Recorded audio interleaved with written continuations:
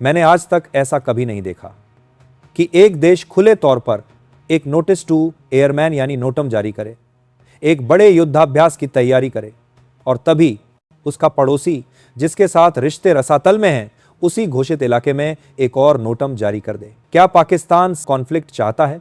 यही हुआ है। भारत की महत्वपूर्ण सैन्य ड्रिल एक्सरसाइज त्रिशूल चल रही है और पाकिस्तान ने पैरेलल वार्निंग जारी करके पूरे अरब सागर को खतरे में डाल दिया है।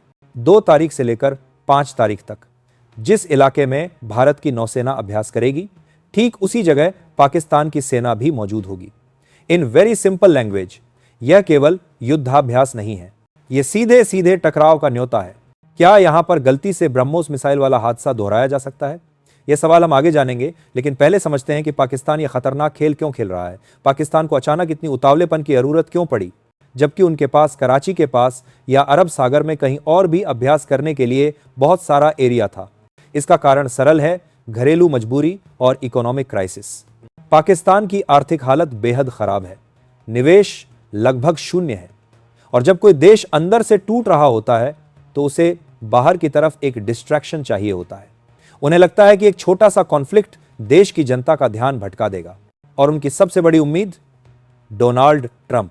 पाकिस्तान के कई जियोपॉलिटिकल एनालिस्ट मानते हैं कि अगर हालात काबू से बाहर हुए और भारत ने अटैक किया तो अमेरिका बीच में आकर उन्हें बचा लेगा। शहबाज शरीफ का वायरल वीडियो उनकी आर्थिक हकीकत बताता है, जब वह कहते हैं हमें लोन नहीं चाहिए, हम लोन में डूब जाएंगे, अगर मदद करनी है तो फ्री का पैसा दो। Countries like Pakistan who are devastated, loans would be enough. That is not acceptable. It is something which is absolutely unacceptable because loans over loans, your back will break and you will never be able to stand up. Loans over loans, your back will break and you will never be able to stand up.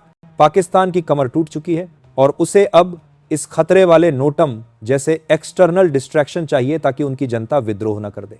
तो हम इस conflict की आहट के बीच क्या कर रहे हैं? भारत साफ तौर पर तैयार है। जहां पाकिस्तान मिसाइल मिसफायर जैसे इंस्टेंस की उम्मीद कर रहा है, वहीं इंडियन नेवी अपनी शक्ति बढ़ा रही है। आपको शायद न पता हो, लेकिन हम हर 40 दिनों में एक नई वॉरशिप या सबमरीन अपनी नेवी में ऐड कर रहे हैं।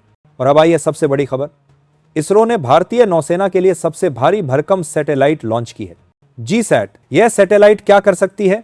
यह पूरे हिंद महासागर में हमारी वॉरशिप्स, सबमरीन्स और एयरक्राफ्ट कैरियर के बीच सीमलेस कम्युनिकेशन सुनिश्चित करेगी। यह इंडियन नेवी के लिए एक ह्यूज बूस्ट है। पाकिस्तान के पास ऐसा कोई साधन नहीं है। भारत ने ऑपरेशन सिंदूर से एक सबक सीखा है, सैटेलाइट सर्विलांस सबसे बड़ा एसेट है। इसीलिए आने वाले समय में हम 52 ऐसी सर्विलांस सैटेलाइट्स लॉन्च करने वाले हैं। पाकिस्तान का यह नोटम सर क्रीक के बहुत करीब है। अगर 2 से 5 तारीख के बीच कोई बड़ी डेवलपमेंट होती है, कोई मिसकैलकुलेशन होता है, तो क्या होगा? अगले अपडेट के लिए चैनल को सब्सक्राइब करें, बेल आइकॉन दबाएं और हमें बताएं कि पाकिस्तान का यह कदम कितना खतरनाक है।